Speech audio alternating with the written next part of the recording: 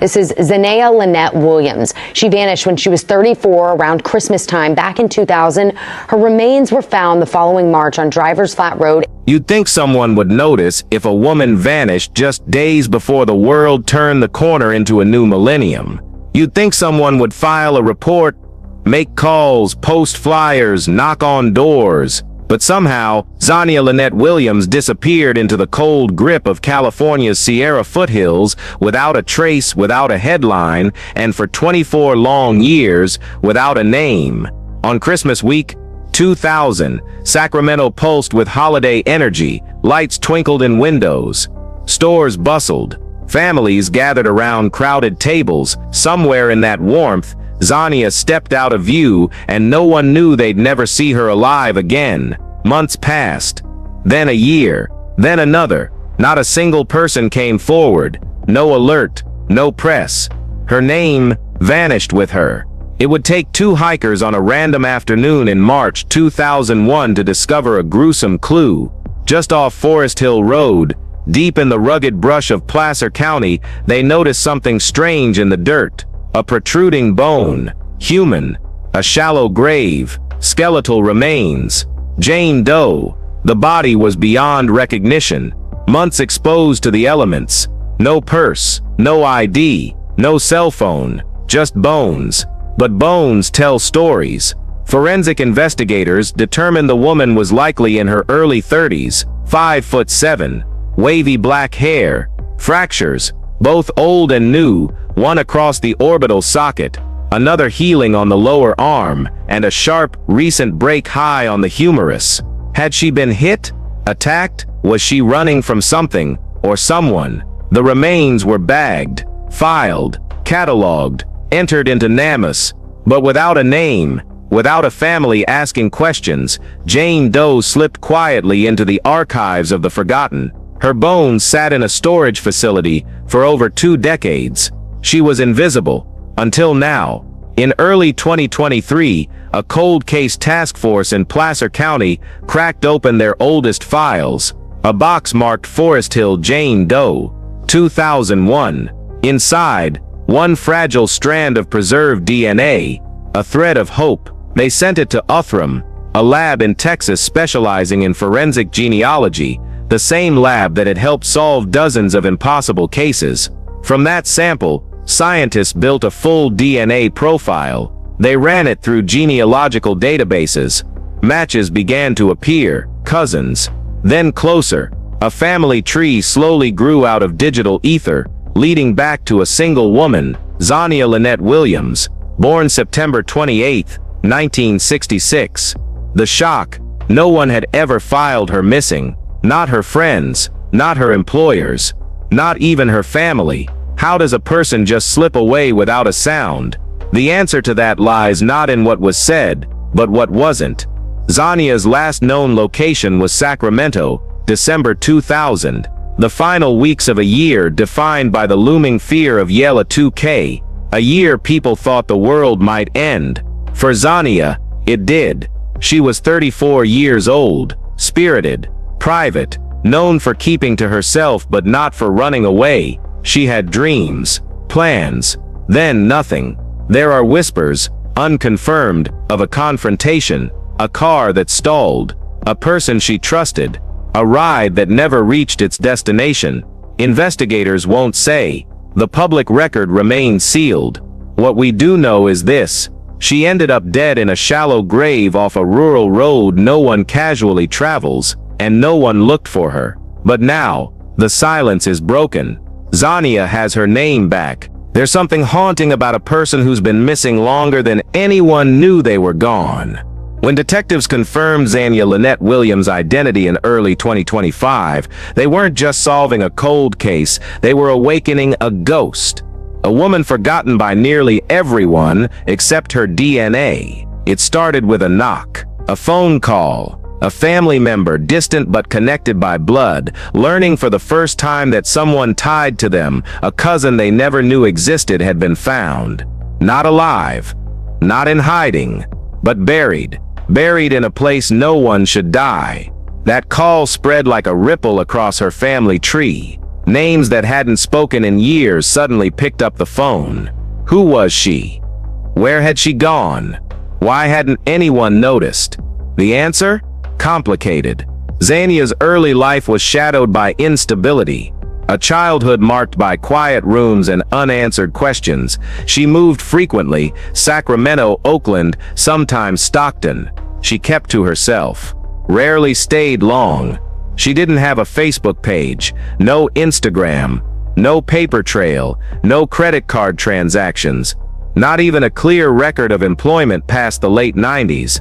Some people live off the grid by choice. Zania didn't. She fell through the cracks because the system wasn't built to catch her, and then there's the man. No name has been released. No photo, just a theory.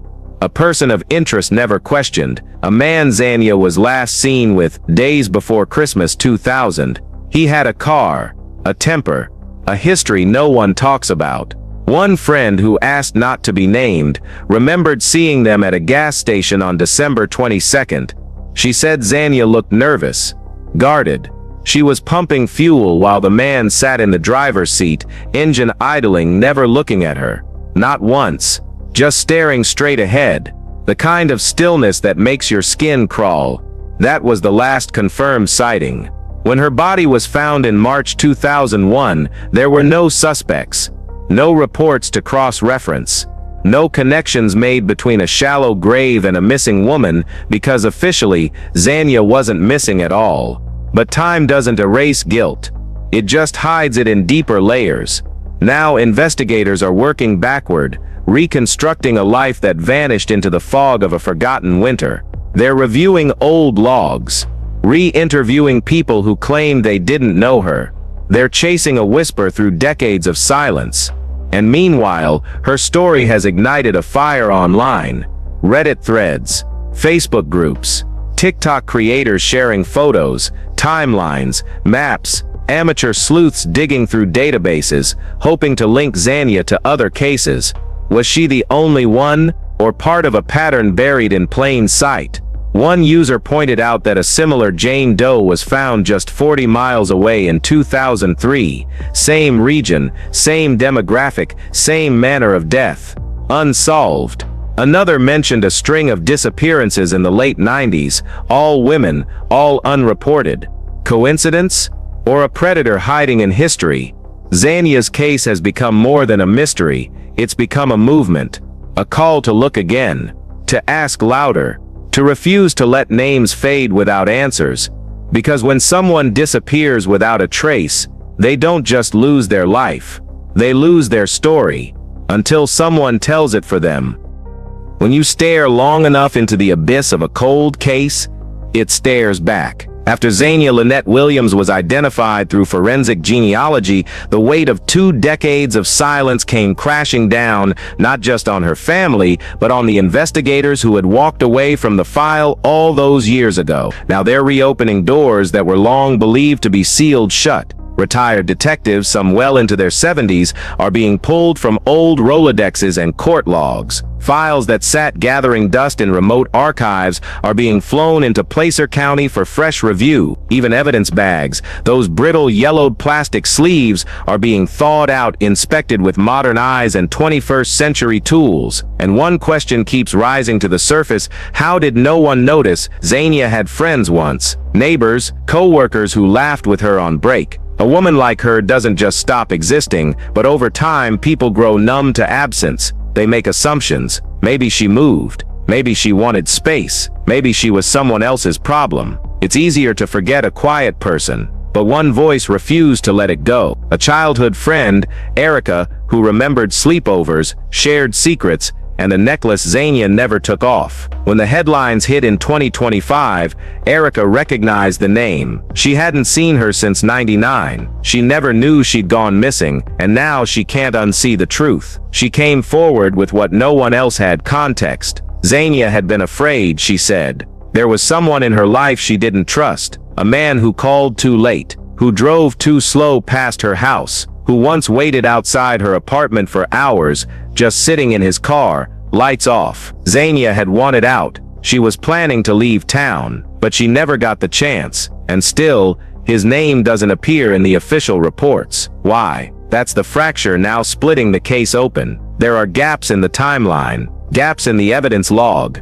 and perhaps gaps in intention. Did someone know more than they said back then? Was a statement overlooked or deliberately excluded? Now the district attorney's office is reviewing whether this case ever had the attention it deserved, because buried beneath the silence may not just be a victim, but a cover-up. And for the first time, officials are admitting it. In a press conference in May 2025, the sheriff stated plainly, "This case should have never gone cold. There are failures here, and we intend to find out why." It was a rare moment of accountability, but it also marked a shift in tone from "we're trying" to "we owe her." Investigators have started building a digital map of Zania's final days. They've used AI facial recreation to model what she may have looked like at the time of death. They've geolocated her last known movements, credit card receipts, transit patterns, signal pings. Even grainy gas station footage has been enhanced and reanalyzed with modern software. And while no arrests have been made,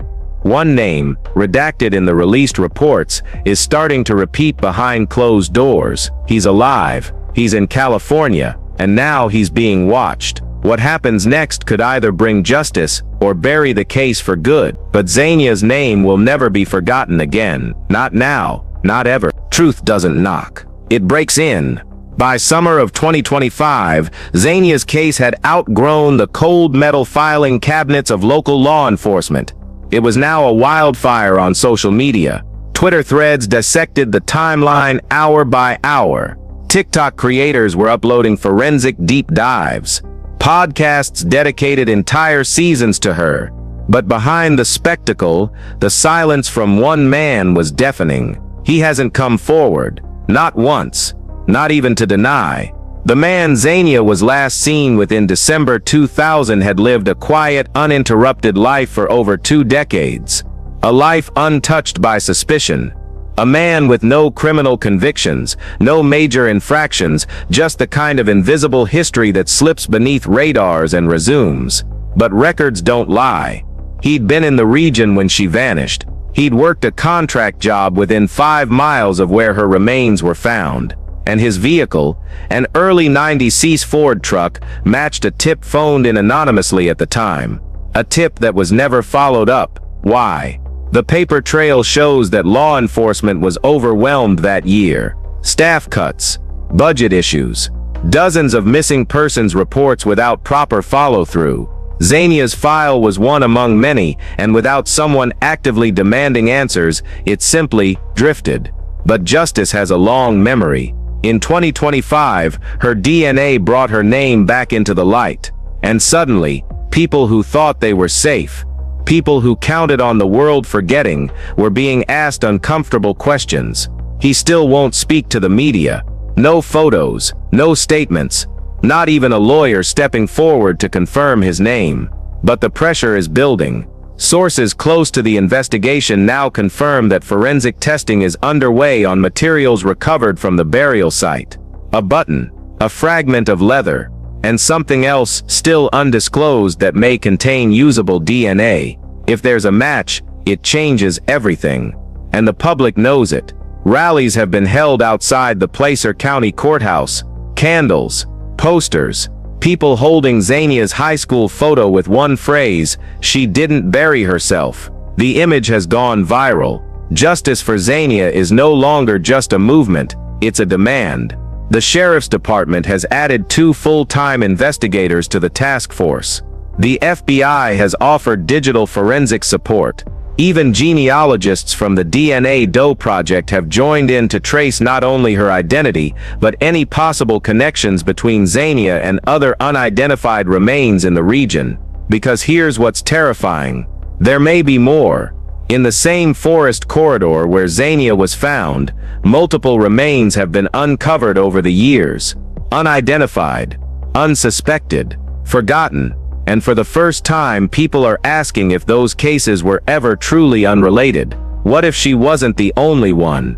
What if someone has been doing this longer than anyone knew?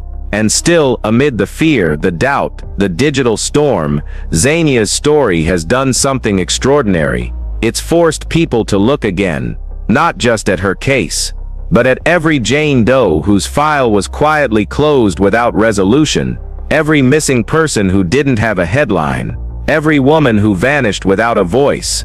Now there's a voice, and it's growing louder by the hour. Sometimes justice isn't loud. It doesn't kick down doors or flash across headlines. Sometimes it begins with the smallest fracture, the moment someone can't keep their story straight. That moment has come. In late June 2025, a man was quietly brought in for questioning. No handcuffs, no cameras, just a long drive to an unmarked office building on the edge of Placer County. Inside, he sat across from two detectives and a single folder containing over 2 decades of evidence. The man had never reported Zania missing, never reached out to her family, never offered an explanation. Now he was being asked to fill in the silence. According to leaked sources, later confirmed by local journalists, his answers raised more questions than they solved. Inconsistencies, misremembered dates, timelines that didn't align, and then a statement no one expected: "I didn't think anyone would come looking for her." It wasn't a confession, but it wasn't nothing, and investigators knew it. Across the hall, forensics teams were running final tests on microfibers recovered from Zania's clothing. Advanced touch DNA analysis, something that didn't exist in 2001, was being applied with surgical precision.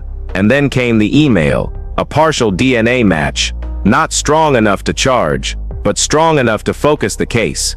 Everything shifted. Now detectives are building what's called a behavioral proximity profile, a detailed psychological map of the suspect's likely movements, choices, and deviations. They're overlaying his work history, phone records, car mileage, even toll booth logs, and something's forming. A pattern, not just with Zania, but possibly others. Because here's the quiet horror unraveling behind the scenes. If this man was involved, Zania might have been the first, but she may not have been the last. One case in 2003, another in 2006, women with similar features. Same age range. All reported missing within a 60-mile radius of Forest Hill Road. No links on paper, but the digital overlays say otherwise. Investigators aren't ready to use the word serial, but the signs are mounting. And the public, they're done waiting. Petitions demanding formal charges have crossed 100,000 signatures. True crime communities are coordinating tip lines, compiling timelines, scouring public records. Reddit has unearthed a handwritten letter Zania sent in late 2000 to a coworker. In it, she mentions feeling watched, needing to disappear, and someone I trusted turning on me. It was a cry for help no one heard, until now. Meanwhile, Zania's family is preparing for something they never thought possible: a public inquest. A formal hearing. A courtroom. The chance to say her name where everyone can hear. But beneath the anticipation is grief. Not the raw grief of immediate loss, but the quieter, more complicated ache of truth delayed. They've been handed answers, but they weren't there to say goodbye. They weren't there to bring her home. They can't give her back what was stolen. What they can do is finish her story. One detail at a time, one truth at a time, one voice rising above the silence. A courtroom isn't a time machine. It can't rewind 24 years of pain. But sometimes, it becomes a mirror. And when it does, the truth has nowhere left to hide. In August 2025, under blazing California heat, the case of Zania Lynette Williams returned, not to the wilderness where her remains were found, not to the quiet street where she was last seen, but to a room filled with the people who forgot her, and the ones who never could. Reporters lined the steps. Protesters clutched her image in the glare of camera flashes. Inside, her mother sat still, her hands folded, her eyes fixed on the front. She hadn't seen her daughter in over 2 decades. But now, she was looking directly at the man police believe never intended for Zania to be found. He didn't speak. He didn't need to, because the evidence spoke for him. His proximity to the site, his car matching the tip, the button fiber linked to his jacket, the inconsistencies, the chilling phrase, "I didn't think anyone would come looking." And there it was. That line didn't just open the investigation, it exposed everything. because Zania was never supposed to matter. Not to him, not to the system that overlooked her, not to the city that forgot she'd vanished, but they were all wrong. She matters now. To the forensic scientists who rebuilt her identity from scattered DNA, to the cold case detectives who wouldn't close the file, to the internet strangers who amplified her voice, to the friend who remembered her fear, to the family who never let her memory die, and to every woman watching this, wondering if they'd be believed if they went missing tomorrow. Zania's case isn't just about justice, it's about memory, about the cost of being ignored, about the names we whisper when they should be shouted. And now, her story has reached you. So what happens next? That part is yours. Because these stories don't end when the courtroom empties or the file is closed. They continue every time someone clicks, listens, or cares. Every time someone refuses to look away. So if you believe Zania's voice should echo louder than her silence, don't just watch. Respond. Like this video so the algorithm doesn't bury another name. Share it with someone who still believes the truth matters. Subscribe for more stories that deserve to be told. Because someone, somewhere, right now, is still missing, and they deserve to come home too.